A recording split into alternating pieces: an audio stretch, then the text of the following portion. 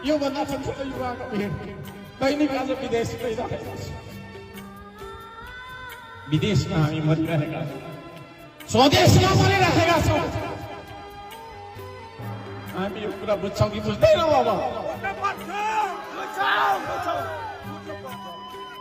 अब यो देशमा कोही कसैको रगत नबगोस्। म चाहन्छु यो देशमा सिर्फ पसिना बगाउनुपर्छ, पसिनाको क्रान्ति गर्नुपर्छ। अब हामीले एउटा दाजुभाइले अर्को दाजुभाइको, एउटा नेपालीले अर्को नेपालीको रगत बगाएर देश बन्दैन।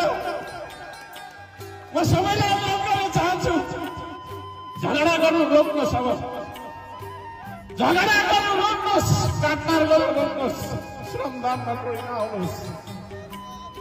को नेता बन्ने, को ठुलो बन्ने भन्ने कुरा छोडिदिनुहोस्।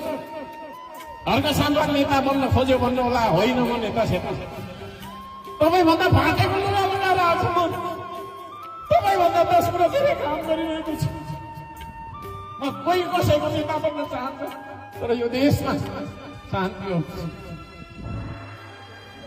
यो देशमा रगत नबगोस् भन्ने मेरो कामना हो। तपाईँहरूले साथ दिनुहुन्छ?